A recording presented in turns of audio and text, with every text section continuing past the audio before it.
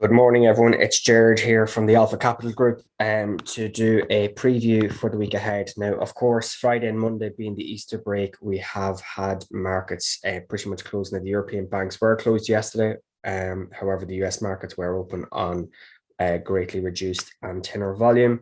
Um, but I suppose, given that we've got Tuesday, Wednesday, Thursday, and Friday left of this week, let's have a look at some of the kind of key fundamentals that I'm paying close attention to. Of course, like always, we will be going through the charts afterwards, just a very, very quick update on top of that as well. So just before I start looking at the economic calendar, just be advised that the monthly competitions are now running with the Alpha Capital Group.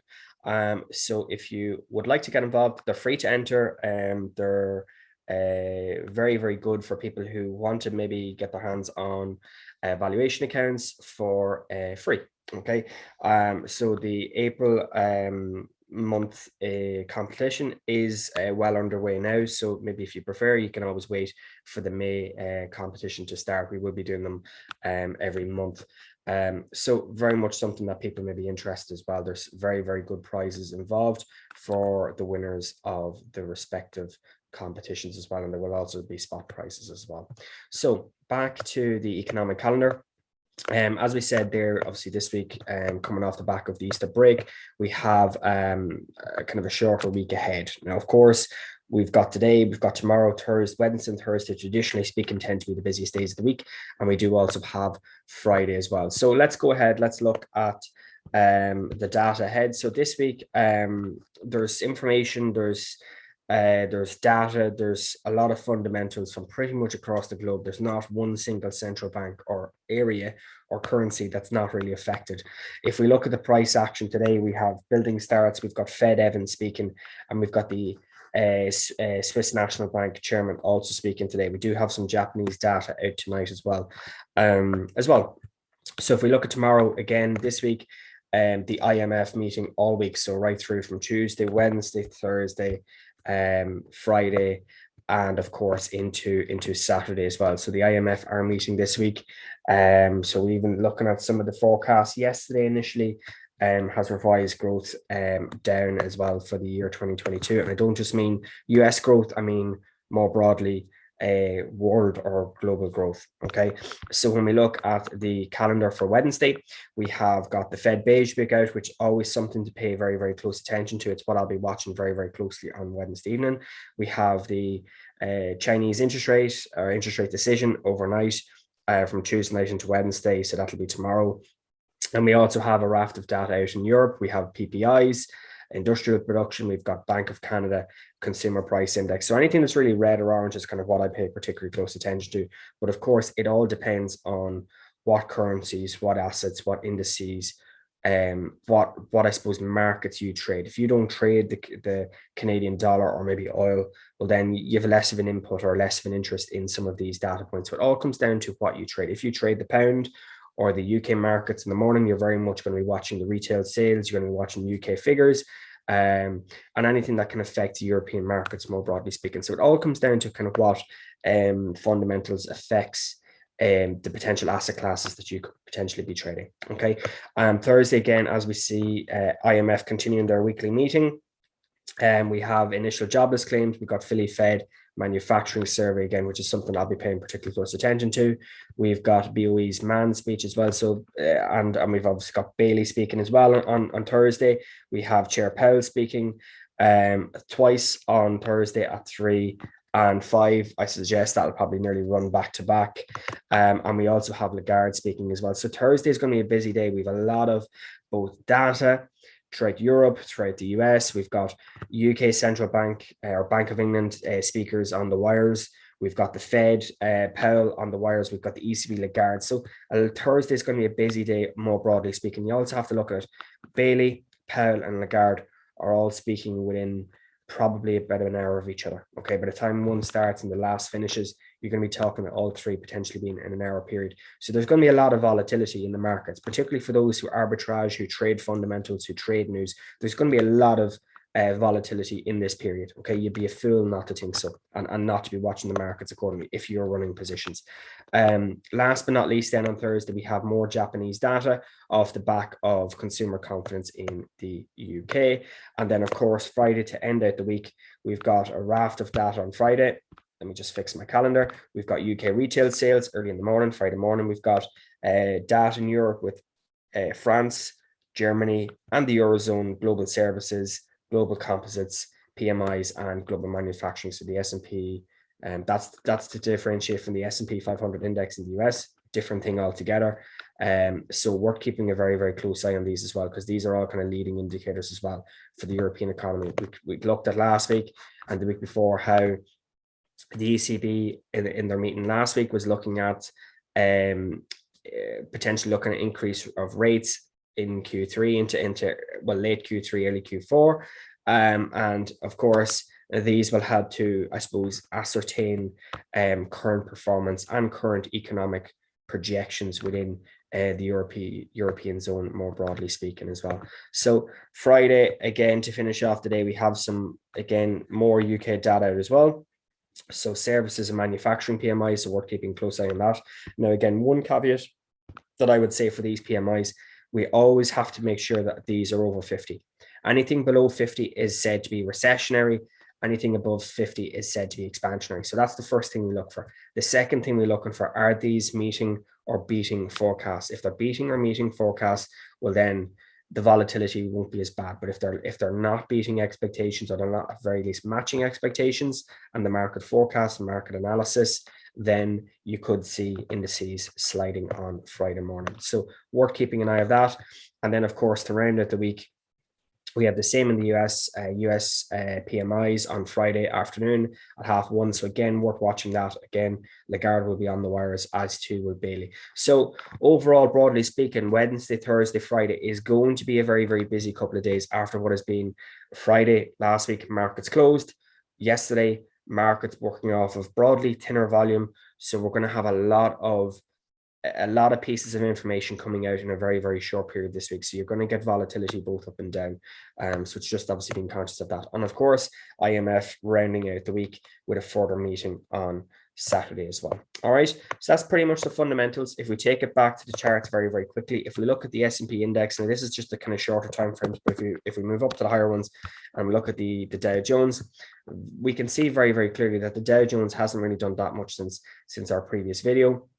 Last week, the price action's kind of been wavering back and forth between 34,300 and 34,600, with a little bit of bounces off 34.2 and rejections off 34.9. But you have to think as well, this price action here is what you would have expected to see with a 4-day weekend, or at the very least a 3-day weekend in the US with I suppose thinner volume on Monday. Now we have seen the market slide a little bit this morning, but of course, as we kind of open up to kind of normality today, it'll be very much interesting to see how does the cash price index open at 2:30 today in the United States.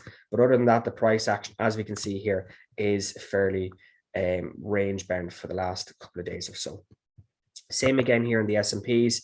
Now the S&Ps is slightly more bearish in comparison. I suppose the first things first we can see here, if we look at the broader time frames, is that the S&Ps is still creating this bearish trend. Lower lows, lower highs, lower lows, lower highs. Consolidation last week. We had a little bit of a break and kind of pull back into the end of last week / beginning of this week. Now price action is very much hovering around these kind of areas here, 43.90, 4400. So all eyes really depends today is, does this become the next lower high for the next intermittent sell-off to 4300? We have some, if you look at the price action, the broader time frames, we have some levels here, 4300 and 4150. It does look quite bearish at the moment, the S&Ps. We had held that ever yesterday on the thinner volume, but the price action does look like it's going to try and break today. So if the daily closures is taking out this region today, that's all but guaranteeing or insinuating that the price action wants to bring this lower. And we've got a potential third run. We've got wave 1, we've got wave 2, and a potential third wave into this region down here at the 4300 level. Now, again, I suppose you could, if you're a retail trader and you want to incorporate fibs or anything on the like of that, even if we look at the fibs, we can see how the price action's only coming off the 50 fib. So that's, and even at the 50 fib, that's premature because the 50 fib isn't actually a retracement level. It's just the midpoint. So we came to halfway from the sell-off that we witnessed kind of over the last few days, and the price action has since rolled over again. You would normally have liked to see price action come back into this region up here to give yourself a much more, I suppose, risk reward entry. However, the price action at the moment is trending lower, like we saw on the Dow Jones. Similarly enough, I suppose my areas of interest here was this catapult area around about 44.50, 44.52. This was the last bullish candle up here before the price action sold off. And then we did get a little bit of a pause. We did get mitigation, price action consolidated, and now all of a sudden we've completely sold off. So do I think the price action is going to get back up to this region? I would say probably not, looking at the current state of affairs. It does look like the price action is ready to kind of make a secondary move lower. But of course, I'll be watching the price action personally into the open today. Last but not least is the NASDAQ. Very, very similar to the S&P in comparison. We've got this trend reversal, key level up here. We've got consolidation after the first phase. We've got consolidation after the second phase. We had a brief hunt to the upside. Price action's broken through. And again, this is what I was looking for, price action to potentially get back into this region around about 14,200, 250 to test this last bullish candle here. So the last bullish 4 hour before this sharp sell-off was looking to see, can the price action get back into test this zone for the next wave of selling using kind of smart money concepts. And of course, we can see the consolidation here. We've got the 1 hour breaking down. We've got the mitigation. Price actions completely trends lower back into this region, and now we're kind of consolidating here. So you could see even here again, if you're looking at shorter structures on the NASDAQ and on the S&Ps, you've got a little bit of consolidation here. We've got our last bullish candle, price action declines.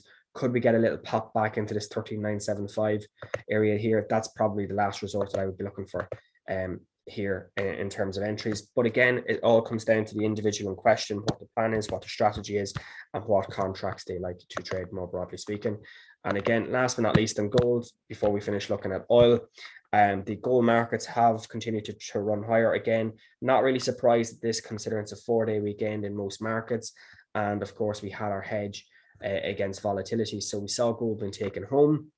We did see that pop into this 2000 level.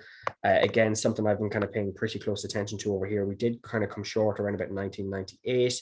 And we have seen a little bit of a pullback into pre-market this morning. Now, if I was looking at gold personally, I can see that we've got this higher high, higher low scenario, higher high, higher low scenario on the 1 hour. But we also have a shorter term break of structure up here. We've got consolidation, we've broken down, we've come back to retest, the price actions decline. So if you're bullish on this, of course, I don't tend to trade gold too often myself personally. If you're bullish on this, you'd say, well, higher high, higher low, higher high, higher low.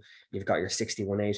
Could we potentially extend through the 2000 and potentially to 2010 into this region up here? Yeah, absolutely. That could be a runner. Or secondly to that, if you were looking for a bearish correctional move, if we dive into lower timeframes, you can see here how we've got our consolidation, the price action, last bullish candle up here at 1994. We've tried to mitigate it up here on the 15s. If I go down to the 15s, you can see the mitigation here. Break of structure, as in the shorter term level here. We've broken structure. We've come back to mitigate the last bullish candle, and the price action has since sold off. So again, do I think the price action is going to come back into this region? It's hard to say, but of course, we've got two very, very different viewpoints here. You've got the viewpoints here that we could come back up and sell off, or we also have the secondary scenario where we have the higher highs, higher lows, and the broader timeframes for a potential move back into this zone up here as well. So all depends on what you're looking at there on gold and the strategy you're implementing. I think realistically that given since the price action's broken out of this consolidation in this region here, we've yet to see kind of a pullback, of course, as this price action is holding this bullish trend structure. And of course, last but not least on oil, now pre-markets, oil is sitting up at around about 106. I was looking at last night. So given that my chart hasn't fully uploaded yet, we are operating on a gap higher scenario here on oil. So of course, oil hasn't fully updated today. So I would expect it to kind of do a deeper dive into this, but pre-market this morning, we are seeing the oil pairs, more pointedly WTI at the price I'm being quoted at the minute is 105.91. which does put the price action up here. So 105.91, we had highs of 108.20. So we have seen the price action come back into this region up here. So at present, this is where the oil markets are currently trading pre-market. And of course, watching to see how does this level react. So this level here is kind of what I'm paying particularly close attention to today. We have come into this region. We have rejected this region initially, and we are trading back underneath. So this could be your structural deficit in terms of your pullback or your reload level. You can see here we have consolidation. We have the lower lows, lower highs. We've come back into this zone here. So we're paying attention to this region here, how the price action reacts into what's going to be a very, very busy week ahead. All right, so that rounds off our indices, our gold, our oil, and of course, let's just do the DXY while we're here for the week. If we look at the DXY very, very quickly,